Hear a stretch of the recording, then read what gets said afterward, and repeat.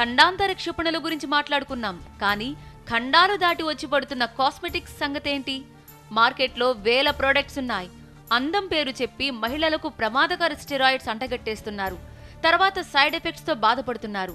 తెలుపు మాయలో పడుతున్న యువతులకి అసలైన అందమేంటో వివరిస్తున్నారు ప్రముఖ డెర్మటాలజిస్ట్ శైలజ సూరపనేని. ఎన్నో సెమినార్లు, వర్క్షాప్ల ద్వారా ప్రమాదకర స్టెరాయిడ్స్ పై యువతలో చైతన్యం కలిగిస్తున్నారు. ఆత్మవిశ్వాసమే అసలైన అందం అంటున్నారు. మనకి భగవంతుడు ఏంటంటే ప్రతి సృష్టిలో మనకిచ్చిన గొప్ప వరం ఏంటంటే సహనం, ఓర్పు, దాంతోపాటు ఆలోచన విధానం. మనం చాలా ఆడపిల్లలు ఎప్పుడు కూడా మెచ్యూర్డ్గా ఆలోచిస్తారండి. మగపిల్లల కంటే కూడా మెచ్యూరిటీ ఎప్పుడు కూడా ఆడపిల్లలకే తొందరగా వస్తుంది. అంటే మనకిచ్చిన ఈ వరాన్ని మనం ఉపయోగించుకోవడం లేదనమాట. ఈ మెచ్యూరిటీ అనేది మన మగపిల్లలు యాక్చువల్గా మన మగవారి కంటే ఆడవాళ్ళమే అధికులం అనమాట. అంటే ఎలా అధికులం అంటే మన థాట్ ప్రాసెస్లో కానీ, మన మెచ్యూరిటీలో కానీ, మనకున్న అవగాహనలో కానీ మగవాళ్ళు అంత ఎక్కువగా ఆలోచించలేరు. సో ఇన్ని క్వాలిటీస్ ఉన్న మనము దాన్ని సరిగ్గా ఉపయోగించుకుంటే కనుక 100% గొప్ప సొసైటీని సృష్టించగలం. నిజమే, ఆత్మవిశ్వాసమే అసలైన అందం.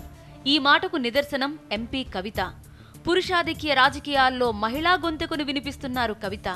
తెలంగాణ అస్తిత్వ ప్రతీకగా బతుకమ్మను నిలిపి ఖండాంతరాల్లో పూల సంబరాల్ని నిర్వహించారు. పార్లమెంట్లో తెలంగాణ వాణి వినిపిస్తూ రాజకీయాల్లో మహిళా శక్తికి ప్రతిరూపంగా నిలుస్తున్నారు కవిత. మరి రాజకీయాల్లోకి రావాలనుకునే వారికి కవిత ఇచ్చే సందేశం ఏంటి? ముందుగా మీకు, అదేవిధంగా TV9 ప్రేక్షకులందరికీ కూడా మహిళా దినోత్సవ సందర్భంగా శుభాకాంక్షలు అండి.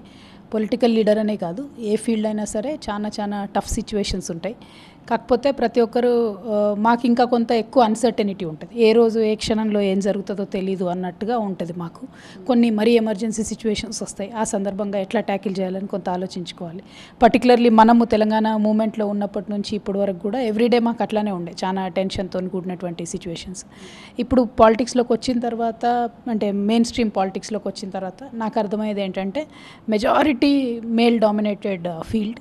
కాబట్టి ముఖ్యంగా మహిళలు ఒక మార్క్ క్రియేట్ చేసుకోవాలంటే, ఇప్పుడు ఒక సుష్మా స్వరాజ్ గారి లాగా, ఒక ఇందిరాగాంధీ గారి లాగా, ఒక మార్గరెట్ థాచర్ లాగా ఒక మార్క్ అంటూ క్రియేట్ చేసుకోవాలంటే ప్రతి విషయం మీద కూడా మాకు డీప్ అండర్స్టాండింగ్ ఉండాలి, బాగా చదవగలగాలి, బాగా అర్థం చేసుకోగలగాలి క్షుణ్ణంగా. So that is the toughest thing. అంటే మనకు రాజకీయాలంటే మీకు గుండు పిన్ నుంచి మొదలు పెడితే విమానం దాకా ప్రతి ఒక్క దాని మీద కూడా మీరు ఒక ఒపీనియన్ చెప్పగలిగేటటువంటి స్థాయిలో ఉండాలి.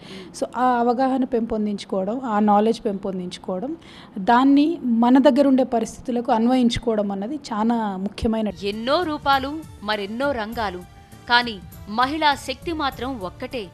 అమ్మ ఒడి నుంచి భారత అమ్ముల పొదిలో అగ్నిక్షిపణి వరకు ప్రతి గతిలో మహిళా శక్తి ఉంది. ఆ నారీ శక్తే భారతావనికి లాలన, దీవెన.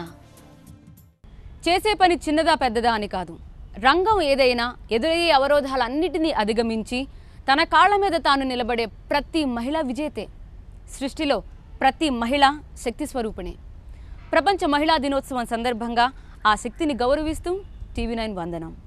This is Devi Nagavalli signing off.